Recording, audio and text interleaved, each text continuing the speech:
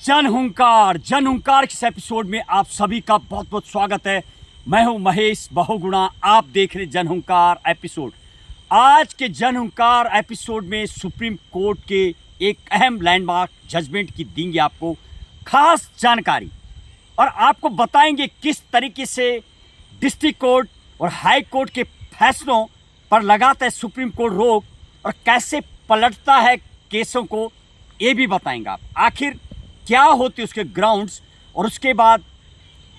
क्या होती गाइडलाइन जारी, उसकी भी देंगे आपको खास जानकारी। हिमाचल प्रदेश हाई कोर्ट का फैसला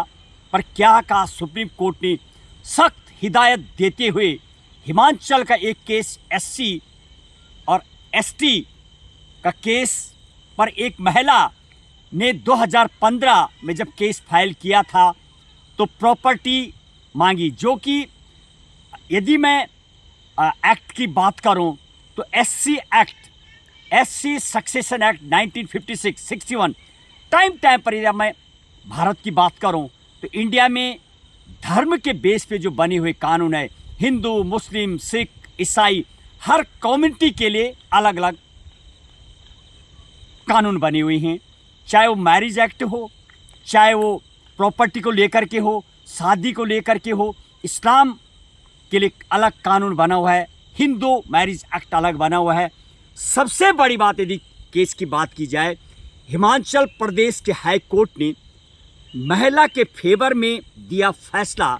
और ये सुनते हुए केस को कि एक महिला है, महिला को जस्टिफिकेशन मिलना चाहिए, पर सुप्रीम कोर्ट ने कहा है और वास्तविक ही एक कानून की यानी जुडिशली की जो पावर है और जो न्यायिक प्रणाली है, उस चश्मे से यदि देखा जाए तो कहीं ना कहीं हाई कोर्ट हिमाचल के फैसले को सुप्रीम कोर्ट ने पलटा ही कह करके जो फैसला दिया गया है हिंदू एक्ट सक्सेशन के मुताबिक दिया गया है और यानी हिंदू मैरिज एक्ट, जबकि कानून में ये पूरी व्यवस्था है एससी और एसटी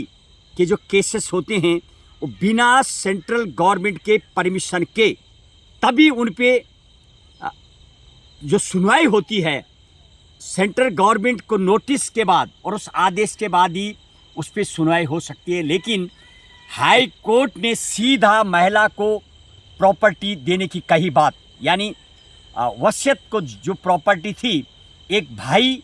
और एक बहन ने हिस्सा मांगा 2005 एक्ट के बाद, 2005 के बाद, यानी ये अभी संविधान में और कानून में व्यवस्था है कि प्रॉपर्टी और हिस्सा मांग सकती है लड़की, जेंडर डिस्क्रिमिनेशन नहीं है। लेकिन ये कानून एससी पे लागू नहीं होता है। सुप्रीम कोर्ट ने जब फाइलें खंगाली और केस की सुनवाई की तो उसमें पाया कि इसमें एससी के लिए जो बना हुआ एक्ट है उसको फॉलो नहीं किया गया और उसके लिए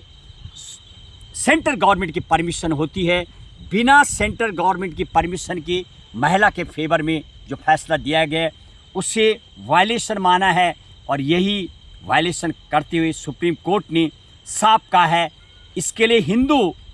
सक्सेशन एक्ट लागू नहीं होगा, बल्कि इसके लिए जो एससी एक्ट बना हुआ है उसके मुताबिक होगा फैसला। और आखिर हिदायत देते हुए गाइडलाइन भी जारी की है। इस तरीके से जब हाई कोर्ट के फैसले को सुप्रीम कोर्ट का भी रोक लगाता है, ये पलट देता है, तो आप अंदाज़ा लगाए क्या सही हुआ फैसला। हिंदू तो एससी एसटी और ओबीसी भी हैं, लेकिन फिर भी उनके लिए अलग से जो कानून बना हुआ है, तो क्या कहेंगे आप?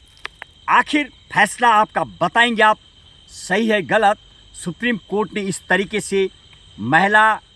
को जो हिस्सा देने की बात महिला कोर्ट में पहुंची थी उसको फैसले पर पलट दिया और रोक लगाई है कि जो भी फैसला होगा एससी एक्ट के मुताबिक होगा, न कि हिंदू मैरिज एक्ट के मुताबिक होगा। महिला की शादी हो चुकी। बताएंगे आप क्या सही फैसला है और रखिए आप खास जानकारी किस तरीके से हाई कोर्टों के मामलों को और फैसलों को सुप्रीम कोर्ट अलग बारीक चश्मा से देखता है और अपनी सुपरमैसी को दिखाता है और फिर कई बार आर्टिकल 142 न्याय इंसाफ का फैसला देता है सुप्रीम कोर्ट। जय हिंद, जय भारत।